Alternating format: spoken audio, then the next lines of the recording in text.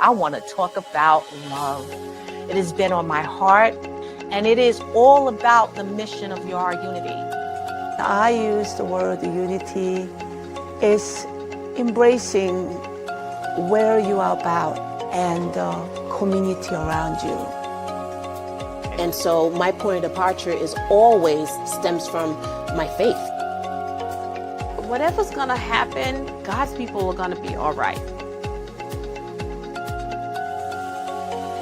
And I want us to pause and just reflect on that one thing, that word love. It's 4 letters, such a short word, but it means so much. And that energy naturally exudes, Yes. and people are attracted to those things. It's just another moment for creative thought, and I think that has to be put out there for people to understand. We can't control the whole world, but we can control ourselves. If each of us chooses love and unity in our own lives, the ripple effect can heal communities, cities, and nations.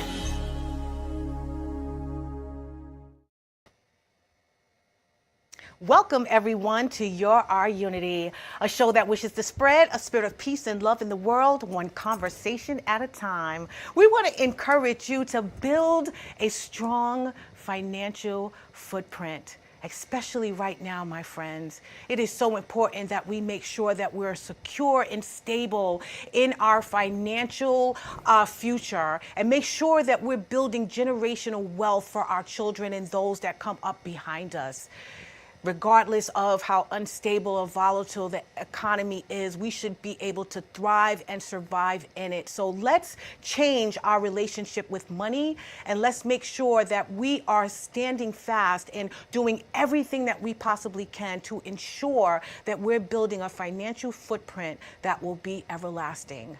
I am your host, LeShawn Walker. I'd like to welcome you in. Please like, share, and follow. Let everyone know that we're on right now. I hope that you guys are having a wonderful start to March. I cannot believe that the weeks and months, everything is going by so fast. We just came out of, yes, what I feel is a continuous winter. Oh God, just a struggle. It is struggling to turn into spring. It is struggling to turn into sunshine. I feel like we have just been dealing with a whole lot of winter, a lot of cold, a lot of rain today. I am so over it. I cannot wait until the sun is out shining and the birds are chirping and we are outside in our t-shirts and our sweatpants and jeans and tank tops.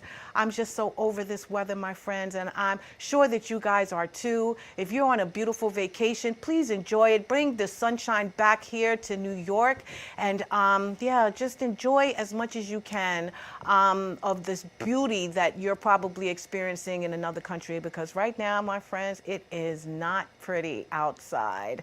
So, as I mentioned, it is the 1st of March. Today's the 3rd. It has flew by so quickly. We were celebrating so many beautiful things in February, and now we're moving on in the season. And I'm so looking forward to all that this season has to bring for everyone out there. I am a woman, and apparently it is Women's International Month. So I am so happy to be a woman that is out there doing big things in this world and trying to ensure that everyone out there is living a happy and joyful life. It is also about us just digging deep into who we are as a people. As you know, I share that with you every single week, that it's about love, it's about our integrity, it's about our character, it's about us building a better future also for our children and those around us in this world. So today I have a fabulous show. I want to talk about something a little different. I want to talk about our financial future. We can also be unified in that as well. So many of us, we grow up in families and households that weren't taught how to manage money properly. And it was unfortunate that we had to receive money by the passing of a relative or insurance money or things of that nature, when we could have all along been investing in and securing a financial future that would be long lasting. So I want to speak to that today, especially in this time, in this moment. We're dealing with a very volatile economy and an ever-changing world, and we need to teach our children how they can sustain anything that comes their way. So today, and it also being, I believe, National Credit Education Month, we're going to be speaking to an amazing gentleman who I met a few months ago. He happened to bless my event, the Voices of Unity event that I held in November, as one of the keynote speakers. And he shared so much important information that I'm really hoping is going to help you guys out there today. So the title of the show is From Credit to Capital, Strengthening Your Foundation for Financial Freedom. And we'll be talking to the amazing Joel Kraut. He is a real estate finance professor and author with more than 30 years of experience helping investors move from financial preparation to lasting wealth creation. As a direct private lender and nationwide commercial mortgage consultant, he guides both first-time and seasoned investors in strengthening their financial foundation and strategically accessing the capital needed to grow and build long-term success across the United States. Based in New Jersey, Joel's mission is clear: to equip individuals with the structure, knowledge, and funding solutions necessary to invest confidently and achieve true financial freedom. So please help me welcome Mr. Joel Kraut. How are you? Thank you very much for the amazing intro. Thank you, LeShawn. Oh, thank you so much Incredible. for being here. I appreciate that. Well, this is all you, I was my looking friend. for the guy behind my shoulder. See who he was. This is you, 30 years of experience, my friend, and you, I apparently do it very, very well. I enjoyed your talk when you came for the Voices of Unity, when you blessed us with a beautiful story that I think sort of resonated with everyone. It wasn't all, jewels and roses and beauty. Like, you really went to the depth of your journey to this point. And I really appreciate, you being so transparent and honest about, us gaining financial freedom, but the hardship behind not doing so, I feel like it's really important to do that. Too many people get up on their soapboxes, have the chance to beat their chest and tell everybody about their big victories. Yeah. But that's not for everybody, truthfully. I mean, a lot of people can't really relate to that on a day-to-day basis. Yeah. They're struggling, they're trying to figure out where they are, trying to understand themselves. And sometimes, look, you really need to just slow things down and allow people to gather themselves and feel good about themselves. Yeah. Because that's really where it starts from, right? Yep. You were talking in the opening about love and unity and reaching within yourself and showing yourself love. And then you talked about a couple of other things where you sort of begin to think about yourself as your own balance sheet, right? You're the CEO of yourself. Yep. And showing yourself self-respect, self-love, beginning to invest in yourself before you worried about investing in other things, right? Right here first. Yeah. Get yourself under control and get your house cleaned up so you can feel good about yourself and you have a structure to work from. So I love that. look, I've been blown out.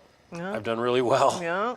And I know really what it feels like to have a tough day. So trying to help people with that on a daily basis is really a big mission for me. Well, I'm glad that you shared that story because, again, I questioned at first, when we had you on, like, how would you fit in to what the discussion was, Absolutely. And once I heard you speak and I share your story, it was so apparent that what you just said is what we need to do is invest in ourselves, and that, I think, was the point that was driven home for me, which is why I gained so much and felt it was so necessary for you to be here today, for you to show us that, yes, it is all about us pouring that love and that unity and that peace and our character and our integrity of being, the forefront of our minds and the way we move in this world. But we also have to realize that in order to maintain that, we have to be happy outside of that as well. Absolutely. And the way to do that is to invest in ourselves even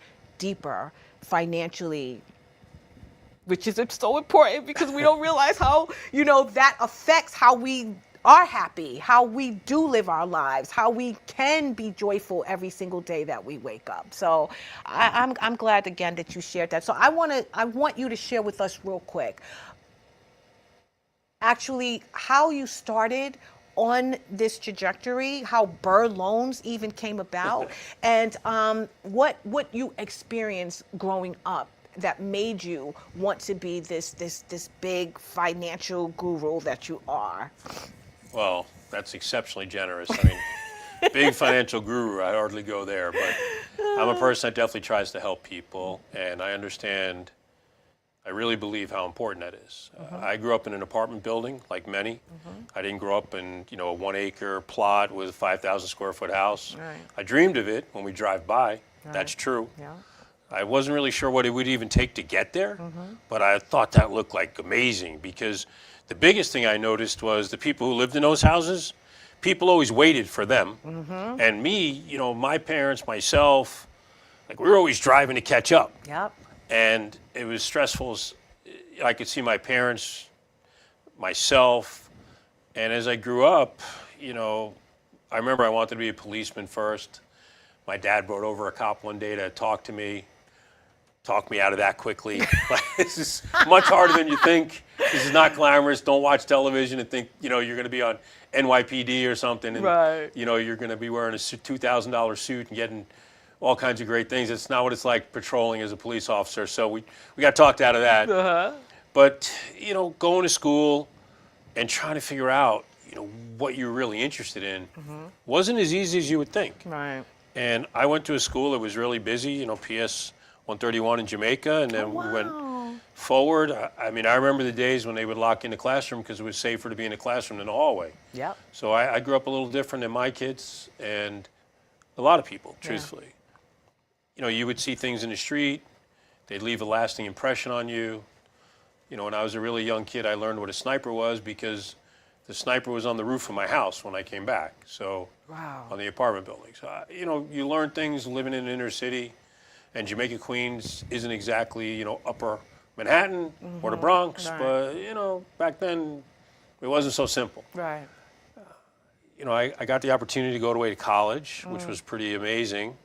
And there I had like a whole different experience. Now I'm out in the country. I couldn't calm myself down because I was so scared there was no noise. I didn't know what to do. So Wow. it took me like a whole year just to slow down enough to actually enjoy the Really? surroundings.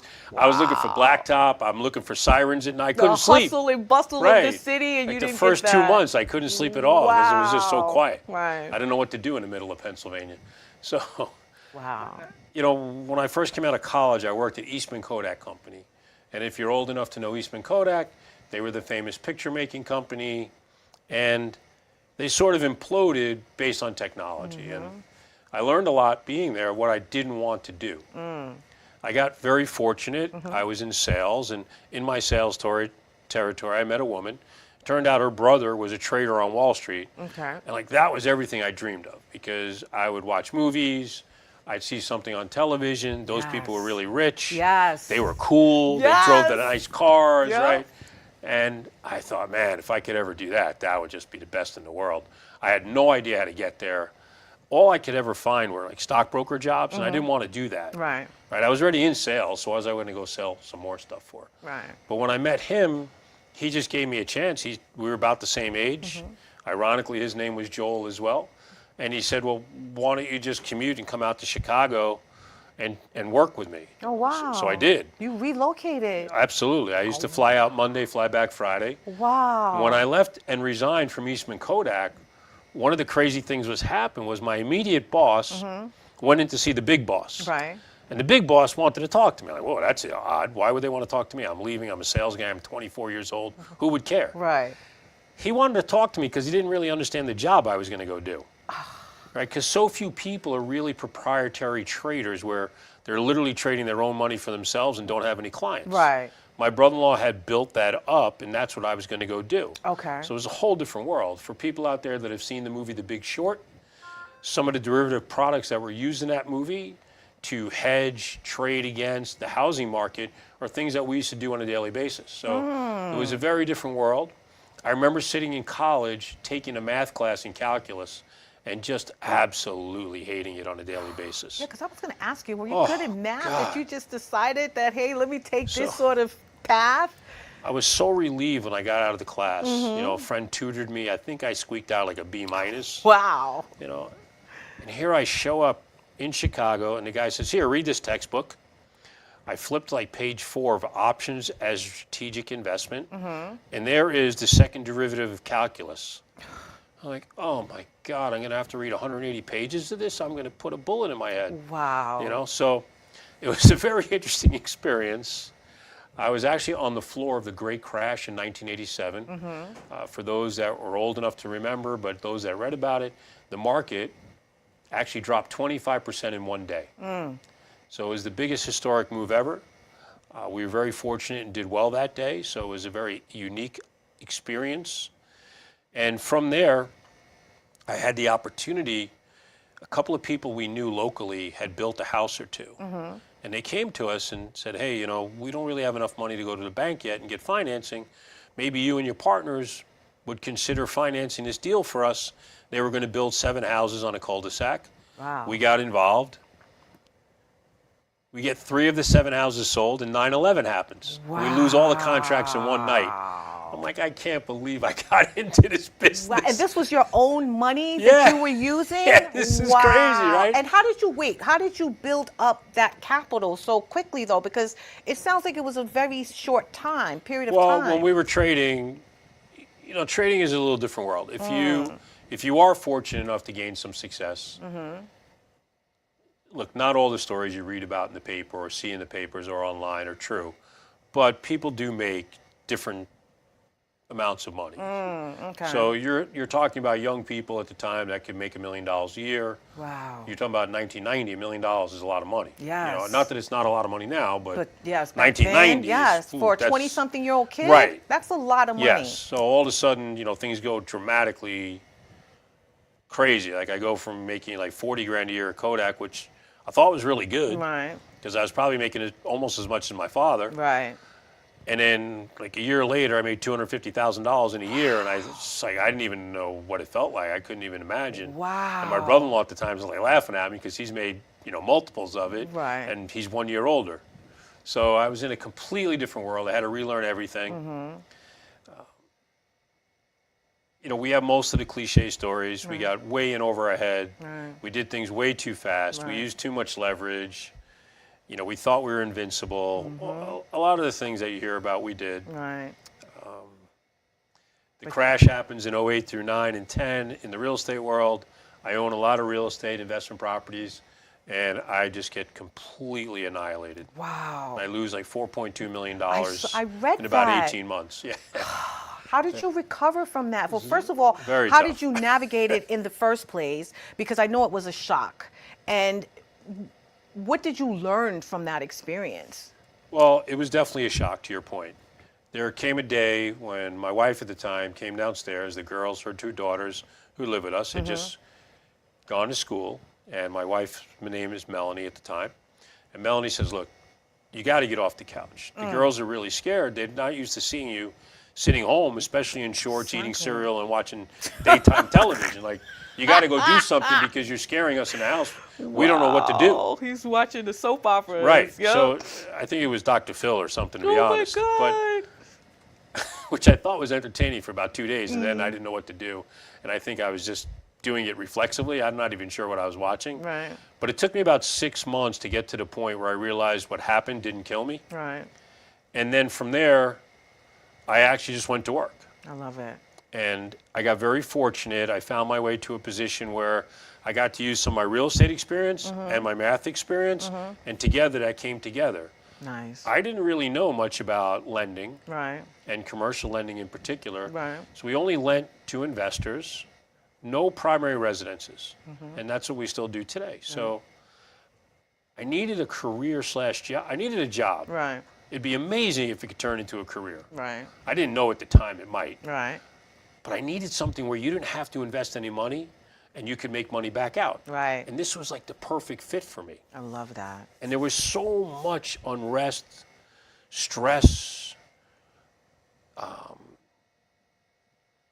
incorrect pricing of assets because of the dislodging in the market, Right. that it was like the perfect storm. If you could just stay calm and see what was going on, I could help you figure out how to do something. Right. And that's really what began to happen. I love that. So, you know, we'd be busy. I'd be busy. I'd work 80 to 100 hours a week. People say, you work too much. I'm like, listen, you don't really understand what happened here. Exactly. And You're I trying gotta to go- rebuild. Right. I got to go take care of a lot of things. Yep. You know, I got It's time to rebuild. 7 kids, 2 ex-wives. I got mortgages. Like, no one cares. God. And I'm not saying they should. Right. But I need to take care of business. So please, your own Exactly. comments, Let you me can do keep what I them to need yourself. to do. Thank you. And, you know, I'll catch up with you down the road. Wow. So we were very fortunate. The real estate markets began to stabilize around 2011 and 12. Okay. And we got to use the knowledge we had doing something that was now beginning to grow. Right. I didn't know that would happen. And I know when I was here in November, one of the things I had mentioned, and I pretty much mention every place I go, I didn't know that would happen. Right. And there was no givens or guarantees. Right. But I feel exceptionally fortunate that it did. Yeah. And from that, one of the things, what did you learn? I learned humility, kindness, and acutely aware of others now Right. that I wasn't before. Right. And in doing so, I feel like it's my responsibility to help others Yes. so they can navigate that map and roadmap, because, you know, life shouldn't be a contest of who can just survive the most pain. Yes. You know, that's not what this really is all about. You're right. I mean, we all have to go through, and we all have our stuff. That's Yeah. true. Yes. But I believe you would agree with me, if we could find a circle Yeah. where you could feel it's safe to discuss it Yeah. and talk about it Yeah. and slow things down enough so you could gain better perspective and deal with it, it could really help you dramatically on your journey, because it's a journey. Look, every day is not going to be perfect, That's right. That's right. but you got to keep showing up. You can never quit. I love And that. if you do that, surprisingly, after 90 days and 180, and then 1 full year, and you look back, you can't even believe where you are. I know. Well, that sounded like you did. You went through a lot, and just as quickly as I feel like you gained it, it was just as quickly as you lost it. But but you snapped out of it. You got back on the horse, and you found a different lane, clearly. Right. And you were able to use the knowledge that you had gained from the mistakes to sort of build what you have right now. So let me ask you, when we say from credit to capital, what does that really mean for the average person watching? Because I'm sure that your credit got totally, like you said. It's a comedy. It's actually a comedy. You probably was the most sought out person, and then as soon as that happened, your credit was decimated. So but now you've reestablished yourself. So what does that actually mean, and how important is it for us to maintain, considering it's National Credit Education Month, to maintain a good credit standing? For so many people out there, they don't really understand how hard it is to actually get credit scores in the 400s. So when I came out of the crash in 08 through 10, I had a friend run an actual credit report for me. I ripped off the first page, which showed the 3 scores, and I threw the rest away because it was hurtful to look at. Right. But my 3 scores were like 472, Wow. I think 490, and I had a 512. Wow. And I carried that around in my backpack for years, just to remind myself of what could happen if you lose control. Look, for all of us, every single day, it's important to be working on our credit scores. Yes. The profile, cleaning up the report, making sure there's no mistakes on it. Because if you're sitting out there today and you have a 550, 580 credit score, it's not a death sentence. It's really not. You can use your brain. You can work really hard. You can have a high level of honesty and integrity, and you can show people that, and they'll work with you. They're not going to stop and ask your credit score. If they do, address it directly. Be honest. But also tell them what you're doing to clean it up, right? Show people you're being proactive. Right. And that will change how people look at you. So yes, you obviously want to continue to build. And over the long journey, you're also going to learn, if you want to really build long-term wealth, and whether it's investing in real estate or other products, not products, but assets, you're also going to need to use business credit. But to get business credit going at a high level, you're going to have good, clean personal credit. if you're going to get health insurance, if you're going to get life insurance, if you're going to get car insurance, Right. all these companies, whether it's legal or not, are always looking at your credit scores, and that's going to factor in what your payments are. So again, those are subtle, quiet, not often spoke about Yeah. reasons to go clean it up for yourself. Yes. So taking simple measures to help yourself is really important. But again, look, I started in the high 400s, which is, I'm laughing now, but believe me, it's no joke. It's really, really debilitating emotionally, mentally. You feel like you're never going to get through it, but you will. Yes. You're going to show up each day, and you're going to do one thing to improve each week.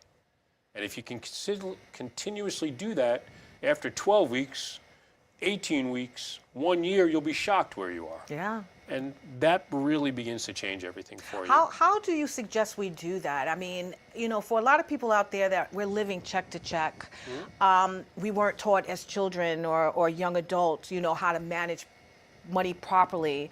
We don't have good relationship with money. It's sort of something that we use to just get what we need, and that's it, and not use the power of it for us for longevity, you know? So how do you suggest we do that? And I understand, you know, putting aside a little bit of money and making sure that you're not overspending, those things are important, but how do you ensure that you can maintain a good credit standing in the world that we're living in today, as volatile as it is, and for people who are not as educated about it? So, look, to me, the great equalizer is the phone. The phone. The phone is everything today, right? It doesn't matter where you go, how expensive the neighborhood, or how difficult and challenged the neighborhood, everyone has a phone, right? Somehow somebody is paying $49 to $99 a month for your phone for you. Yes. Either you are, a parent, a grandparent, someone. Right. How much time are you going to spend scrolling, or how much time are you going to spend using that as a tool to help yourself? Right. Is going to help determine where you're going. Right. Like the wealthy, the rich people, we see them on television, we see them on Instagram at times, not TikTok so much, but you know, everywhere socially. Right. They're putting out the blueprint, and the blueprint always starts with one basic theme: Right. a budget. It's really uncool. It's absolutely not sexy. No, it's not. But until you figure out what you're actually spending Right. and what you need to spend on versus what you want to, and then how much money you really bring in, you're not going anywhere. Right. Right. You need to do that as a starting point. Yeah. Whether you're making $12,000 a year, 50, 100, whatever the number is. Because look, I know the really well-to-do people. They drive a really expensive car. They go out to restaurants. But if you look at it, they're still living off a budget. Now, that budget might look a lot different than mine. That's true. But it's under control, and they know where they are. And if it's good enough for them, it should be good enough for all of us. Right. Now, you're going to start here, and each year progress, right? It should grow. Right. But that's understanding your offense, which is earning money, understanding your defense, which is your budget, and then eventually, as you're out of chaos where you're trying to scramble to pay your bills every month, and you get to sort of the neutral ground, Right. stability, Right. now you can start to look to the future. Right. Right? When you're hitting stability, you're no longer living at 29% on, you know, those evil friends of yours, right? Chase Visa, Yes. American Express, MasterCard, they're killers. They're silent killers, Yes, those three they best are, and they're so expensive Right. to maintain and keep around. friends. You're Yes. right. You're thinking like 36% a Yeah. year. Someone decided that was legal. Yeah. Yeah. And now you say to me, well, I have a couple thousand in the bank. I know, but that's earning 2.5%. Exactly. And you're paying your evil twin sister, Discover, 36, 34, whatever the number is. But Yes. you have to get out of that mode. So you're going to do the hard work to work through that. And it may take you, you know, a year or two. But I have a son who I'm a guardian to. And, you know, he didn't grow up in that kind of, he grew up in a tough environment. Right. And I would always say to him, you know, Amadou, what's 90 minus 30? And he, you know, at first, of course, he said, well, you know, it's got to be a trick question, right? Because it's 60. Right. I said, well, think of it this way. It's the rest of your life. Right. And, you know, who do you want to be? Because right now you're in high school and you're one of the cool guys, but there's always some cool guy that everyone loves and hates at the same time. And that person rotates like every 2 to 4 weeks. Yeah. But if you can get your life under control and you're willing to sacrifice something for today so you can have more later, you can be that cool guy for 60 years. Yeah. And now people are going to gravitate to you. Yeah. People want to work with you. People want to be with you.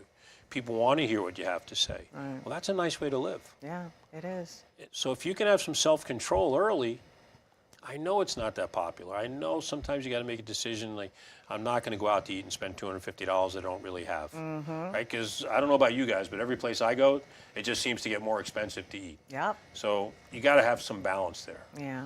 And as you begin that process and start to really weigh out what's important to you versus what's not, and maybe you give up 1 or 2 friendships that might be more challenging because they're based on that, Right. you can begin to change the pendulum. And it's amazing as you begin to change that, how quickly you feel better about yourself. And as we feel better about ourselves, it always seems that good things seem to happen, right? I Right. mean, we've all heard that from other people. We felt it ourselves. But how consistent can we be with it? Right. So over the long term, if you can gain that consistency, you can really set yourself free. I feel that sounds so good and it makes so much sense. But how do we learn that, and what age should we be literally teaching that? I know you said that you're speaking to someone in your life now who's a youth and you're teaching him that, but what should we be as parents be telling our children, and at what age should we be sharing that with them? Because in most cases, in most family and households, the children are seeing how the parents live. Right, absolutely. You know, and how Yep. they're maintaining their lifestyle. And they just aspire to do the same. I'm going to be honest, my daughter, she saw me, I have a job and I'm making great money and I'm out traveling and I'm going to dinner every other week or every other day with my friends and my husband and whoever else, and I'm spending money and I'm not really worried about the future. And the future that I'm thinking about, I'm thinking that my 401k plan is going to provide for, which is not always the case. So therefore, she's seeing me living this lifestyle that she now aspires to live when she finally gets her job, and she's now an adult, and she is.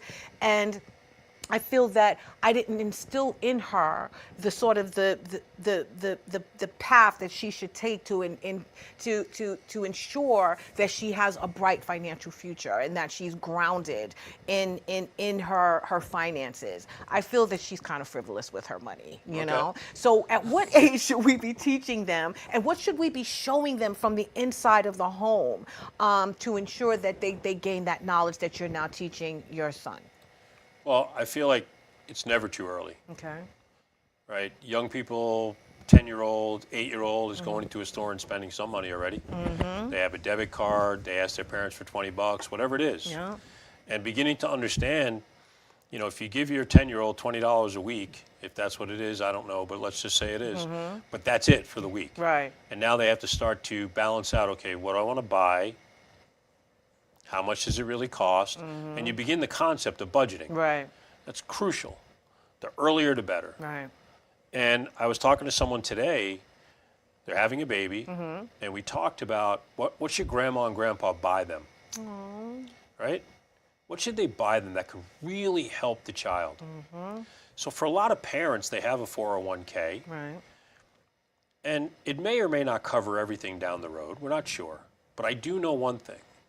It won't cover down the road and take care of their children if, God forbid, something were to happen to one of the kids. Yeah. Right? Yeah. And all of a sudden, you have to cover all the medical bills. Yeah. Or they're not capable of working anymore because of an accident. Right. Things can happen. Right. And I'm not trying to be a downer or negative at all.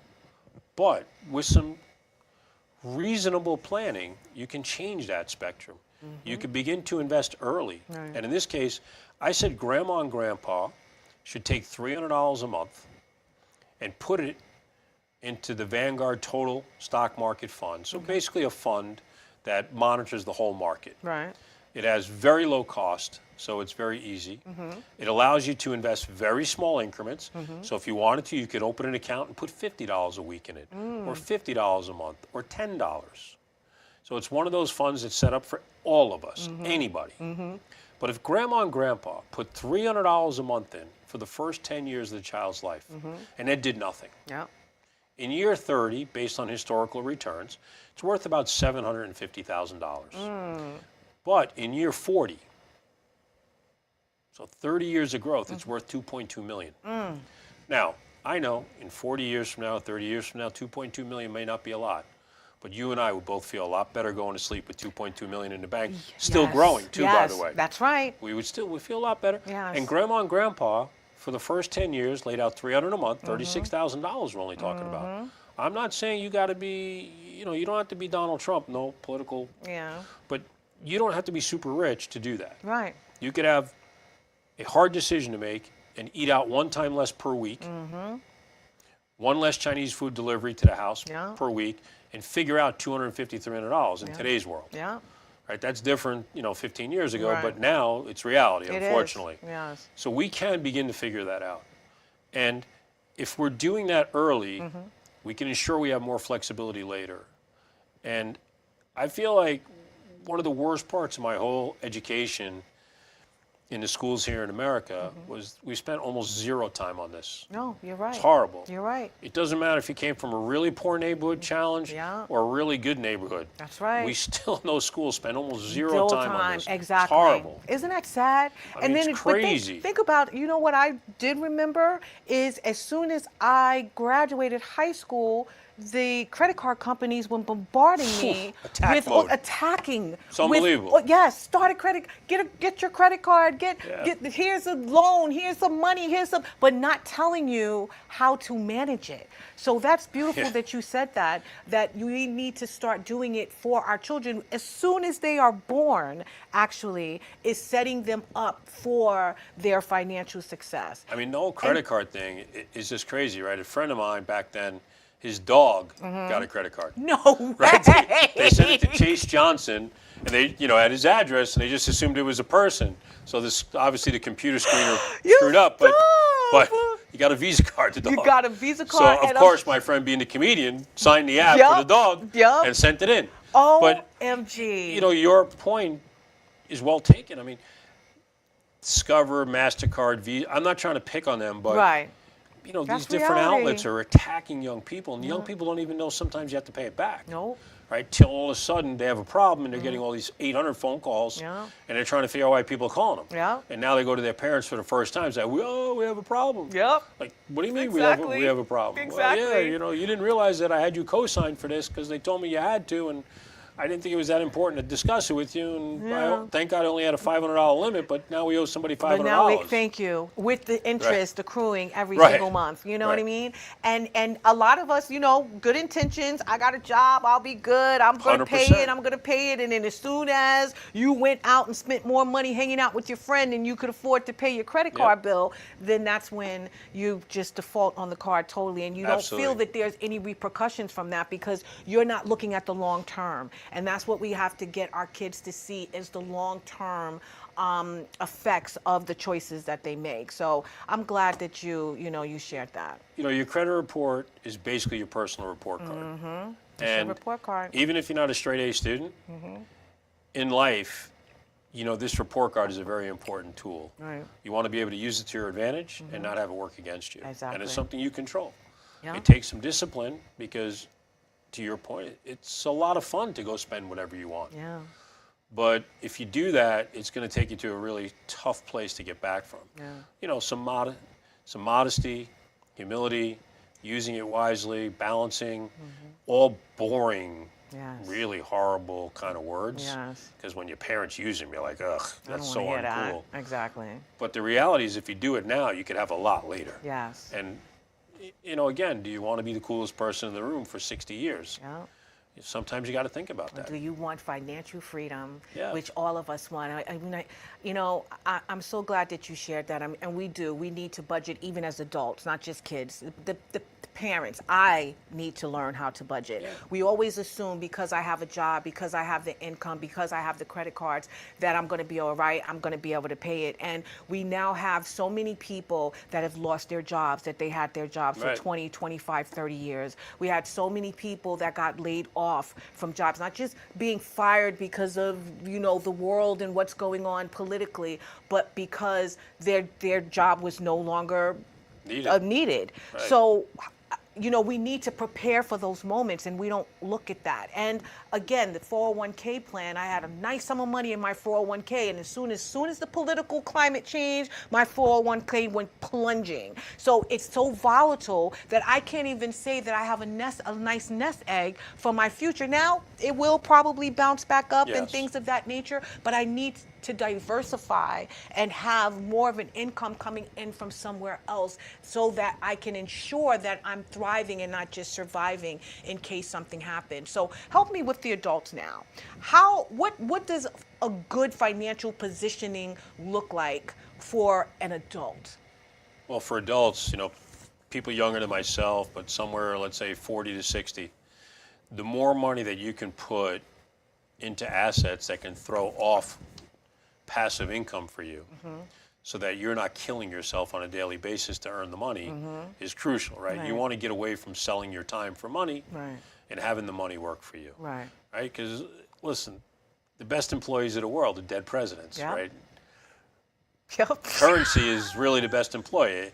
It doesn't ask for a day off. It doesn't get sick. And they're dead. It doesn't ask for union benefits. Yeah. It's not asking you for a raise. It's not asking you for 2 extra weeks off next year. Yeah. It doesn't come in on a Thursday and say, I have an emergency wedding across the country. Yeah. You know, I have to be out. So when you learn to start to make that change and go to places that can provide you a rate of return on your money, and you start to see that kind of passive income being generated for yourself, you can begin to feel better inside Right. and feel more secure about the future. Right. Because I think a lot of people are really pent up about money, which I get. Yeah. But really, at the end of the day, we're all after the same thing, and that's really like time freedom. Yeah. We want to live the Live. way we want to live, right? Yes. Now, I know it takes some money to do that, but most people wouldn't even be able to sit down and in a short paragraph tell you what it actually looks like to them. So maybe we should start there. And as we start to write that out, we can get some clarity. Right. Right? As adults, we're inundated with so many different things coming at us so fast. You know, jobs, careers, changes, relationships, kids' relationships, their schools, and you know, hopefully everybody's healthy and there are issues to deal with, and it's a lot to deal with. Right. So if you're not going to be organized in what you see as your clear path, how will it ever be clear? I know that sounds sort of I get circular, it. but No, I you know, get it. a lot of adults have never spent the time to do that. Right. You know, a lot of times when I'm talking, after my, you know, hello, my name is, I'll ask the question, like, what's the single most important financial goal for yourself for the next 12 months? And you can see in the audience people struggling to write that down. Yeah. Well, how can you achieve it if you don't even know what it is? Yep. Yeah. And yes, it's going to evolve every 3 months or 6 months or once a year. But you should be looking at that and having small milestone so that you can feel good about it, right? And you know, one of my mentees, she achieves a certain milestone. I said, look, go treat yourself for something for a couple $100 for the day, right? Go have, you know, 6 hours. Don't go to the casino and blow $3,000. Right. Right. But it's okay to take $250 and feel good. Right. Because you're rewarding yourself for having that earned it. discipline for 90 days, Yeah. right? And now let's move forward again. Right. Feeling that we're not depriving ourselves so we always feel like miserable Yeah. and it's a horrible way to live. Thank you. Because I'm that's gonna how be a lot of people poor. feel, right? Right, Yes, exactly. Like, yeah. Or even if you're not, I feel like I'm living that way and it's horrible. Yes. You could see the facial expressions Yeah. in the shoulders and people hate that. Yes. I hate it too. Yeah. So maybe if we help ourselves with a little, you know, a little reward now and then for the discipline that we maintain, we could feel better about it, and then it actually gets easier, not harder anymore. Yeah. Yeah. And now you actually want it because you can see the results. Yeah. I thought one of the coolest things that I'd experienced with one of my buddies in the last couple of months, I called him up on a Tuesday afternoon, and I'm talking to him, Anth, where are you? It sounds weird in the background. I could hear noises and what. Oh, it's like I'm out in the woods taking a hike with my wife. It's like Tuesday, 1:30 in the afternoon. Wow. Come on now. How many people have worked for 20 years Yes. and wouldn't kill Yep. for a Tuesday afternoon with no bosses yelling at you, Yep. or you own the company and not everybody pulling at you all day, and you and I could go for a walk for an Yeah, hour. For an hour and And then I can go change. back and the phone wasn't attached to my head. Yeah. I wasn't all stressed. Like, Yeah. that's living. Yes, that is. You're And absolutely right. I'm not talking about spending money. I'm talking No. about taking a walk. Yes. That's Taking power. in the fresh air and that's enjoying the power. conversation. You're right. You're absolutely right. And Wow. I think at the core, regardless of where we grew up, what we look like, that's what we all want. Yeah. I think we all share that. So it's like, it doesn't have to be a grind then all the time. No. It doesn't. So where do we put our interest? Where do we put our effort so that we are allowing the money to make money around us and we are actually living? What do you suggest? Well, look, I'm not a financial planner by license. I'm not licensed to do anything, and it's solely my personal opinion. So you need to go talk to whomever you trust, or you have advisors, you just should discuss it with them to make sure it works for you. I'm not telling you whatever I'm saying works for you, guaranteed, okay?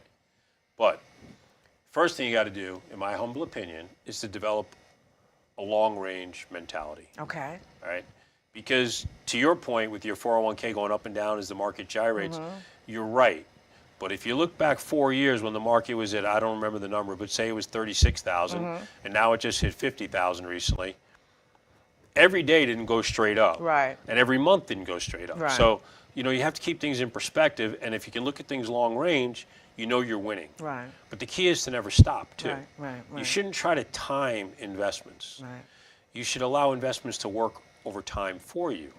Very different approach, right? There's never the wrong time.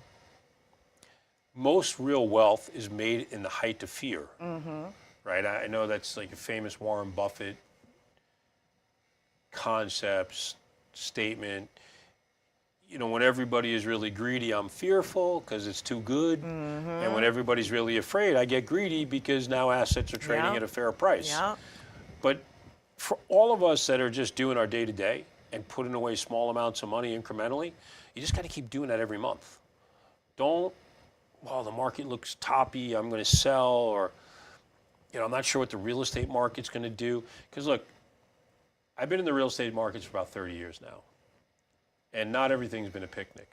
But I can tell you, since the beginning of marking time, so regardless of what Bible you believe in or read or influenced by, somebody paid for a place to live. It might have been dollars, crops, some kind of currency, right? And over time, I'm sure you would agree that all that real estate went up in value. Yeah. Yeah. So you At can't some worry point. about the day-to-day. Yes, of course you want to make smart investments. I'm not saying don't pay attention. Don't do what really makes sense. But if everyone's doing it, there's a chance it's probably not the smartest thing in the world. Right. And it's hard to step away from that and be objective. But depending on your circle of friends, your circle of influence, you're going to get some help with that. Right. And you're going to listen and hear what they're thinking about and doing. You can use amazing tools like Google. You can use YouTube. There's a lot of great knowledge to learn. You can study on a thing called Udemy online, which is sort of like a free college online university. Oh, wow. So that has great coursework that you can, Okay. for almost some of them are free, Right. literally. You can study finance, you can learn about different investments. So the opportunity of what's out there today is just unbelievable. But again, you have a phone, you have all the same information in that phone as the person who's sitting at Harvard right now, Yep. and you're in high school. Yeah. What are you going to do with it? Yeah. That's on you. Yeah. Those those issues, cultural, financial, bias, I don't want to say they're gone, they're not. Obviously, we have major issues to still overcome in our country. Right. But everyone has the $99 magic tool. Yeah. And all the information is the exact same, Yeah. regardless of where you are. Yeah. So what do you want to do with that? You can really change your life quick using it correctly.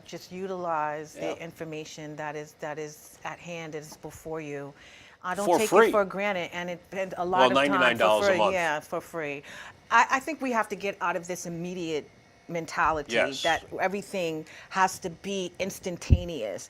And I think that that's you know, what even, because I saw with my daughter when she was in college that a lot of her friends, they were doing these investments on their phone. I can't remember the names, but all of these investments over the phone, and they were making money, but they was pulling them out just as quickly as they were making it, instead of, like you said, sitting on it for a little while and kind of just set it and forget it and let it do what it do until, you know, you reach that ripe old age, or when you feel it's time that you can pull out of the investment or whatever you're putting your money into. But I feel that we have the mentality of, I put it in, I saw it went up a little bit, now it's time for me to take it out because I can use it now. How do we get out of that mentality real quick before we move out of time? Well, I feel like one of the hardest things for people to do is to take a loss. Yeah. People hate to take a loss. Yeah. But I would tell anyone, you know, if you looked at your stock market holdings and you really want to be objective, you take a look at what has the best relative strength. Even when things are going down, there are going to be some that go down a lot less than the others. And the ones that go down the most, I know this sounds counter to what everybody wants to do not buy more, actually sell it, take the money, and buy more of the ones that are outperforming. Because as things start to repair themselves, those that have better relative strength, the ones that are outperforming, are going to go up much faster. Right. You're not just going to earn your money back, you're going to now make profit. The other ones, you're hoping, which is a bad strategy, are going to come back up. And they've already shown that they're weak. Yeah. And there's no guarantee people are going to gravitate back to the weakness. Right. But they will always gravitate to strength in everything we do in life. So you have that real life example to know that that's real. Right. Now, it's really hard to be disciplined to do that, right? Because people hate to take losses. Right. But Yes. that's what you got to do. We do. And that's the thing. I think in my generation, and my parents' generation, they were afraid of investing in the stock market at that time, or investing in anything for that, except themselves, because I come from a long line of entrepreneurs. It's like bet on yourself, put your dollars into yourself, but they were all the money that you were making from work. It wasn't you investing in something. But I think it's because they were afraid of the loss. It was almost like going to a casino, putting that money That's what it into, felt like. yes, exactly, Right. is what it felt like. So we just have to get out of that. We have to realize that it's going to be volatile, but there is a possibility that it will be a great success as well. And that's what we have to bank and pray on. Well, I think the overall market has been a great success. Right. Betting on any or investing in any one individual stock is very difficult. You're never going to know what you need to know. Right. You're only going to know what they let you know. Right. But when you are on the whole is going to grow over time. Right. And you've taken the risk of any one out. That's what we like to help people with. Okay. So to your set it and forget it, I would set it and keep adding to it. Okay. And not be stressed out about every week's gyration. Yes. Right? Stay calm, do things that make sense in your life and your financial life.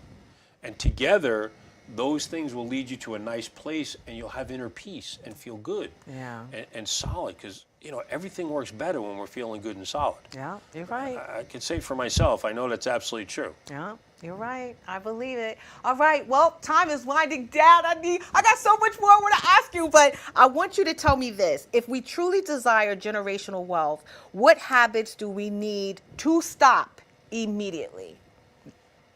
You need to look at your budget.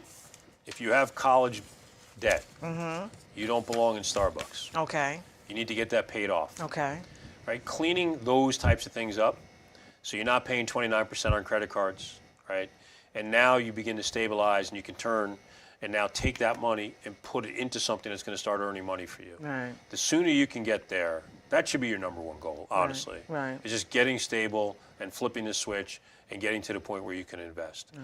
It doesn't matter if you're 22, 32, 42, etc. It's never too late. There are examples of billionaires who didn't even start till they were 60-something. There are examples of billionaires that are 22. One of the problems, one of the challenges, one of the obstacles that we live in today, we live in a 30 to 90 second world on Instagram. Yeah. Instagram are people hoping to be actors and actresses or the equivalent in real life of. You have no idea if it's real. Yeah. Don't spend time worried about it. Enjoy it, have fun with it for a few seconds, and let it go. Let it go. Yes. Do not use that as your yardstick. The most important person in your life is yourself. And I don't mean that to be nasty to anybody else. You can be really kind to others. It will come back in spades. It costs you nothing. Maybe a second or two here and there. But you don't know how you're impacting somebody else's life. And someone can come back to you years later, come to you and say, look, you did something nice for me. I'm in a very different place now, and I'd like to help you. You don't know. Yeah. I've had it happen for me. Yeah. It's kind of amazing when it happens. It's very humbling. I love it. You know, for people everywhere, though, just cleaning up the immediate budget, getting things under control, whether it's, you know, again, making a modest amount of money, making more, but it's not just about how much money you make. It's what you're in control of, right? Yeah. And that comes down to budgeting. Yeah. All right. It's boring, but real. It is. It's so boring. But you said it a number of times, and clearly that is important, and that's what we need to be doing. And as he mentioned, you are enough. And realize that as well. You are enough. And you should be investing in you first and foremost so that when you are at that ripe old age, you're not stressed out and worried about how you're going to survive, who's going to take care of you, where you're going to live.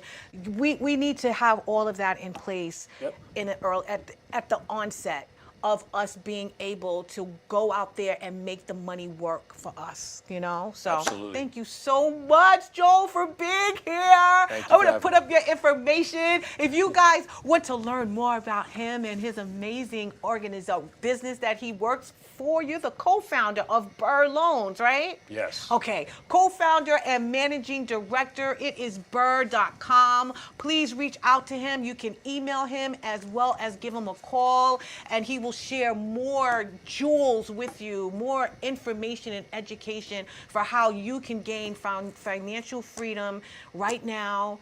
Not tomorrow, not yesterday, but right now. And I think it is important. Here's also his book. You wrote 7 Steps to Financial Freedom. So apropos, financial freedom. Please go out. That's on Amazon, right? Yes. You can go and get that on Amazon. 7 Steps to Financial Freedom. Tell them real quick, 30 seconds or less, about your class that you have coming up. So we have a training program that's interactive online. It's very simple. It basically takes you from your beginning steps of, you know, you're in chaos to stability, to beginning to invest and understanding different types of investments, what to look for, how to analyze them, what fits for you, what's right for you, and where you want to go with that long term to your point, begin to build generational long-term wealth, financial freedom, time freedom. I love Build it. a life you love instead of one you're trying to survive. All right, well, you give him a call and he will share all the details on that. And I want to get real quick to the Dare to Be You. And it is dare to be financially fearless. Dare to learn what you weren't taught and position yourself for greater opportunity. Dare to strengthen your foundation and build beyond today. Financial freedom is more than money. It's creating generational wealth and leaving a legacy that lasts.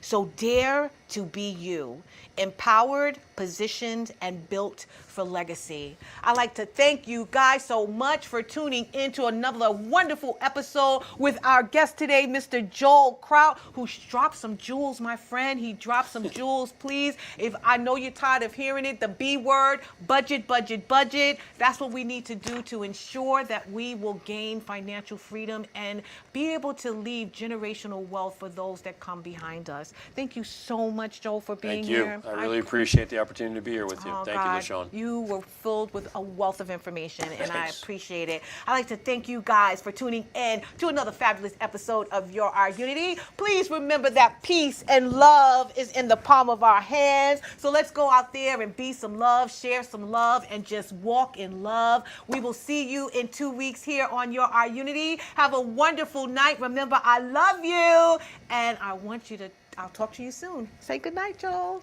Good night, everybody. Have a great time. Good night. To your future. To your future.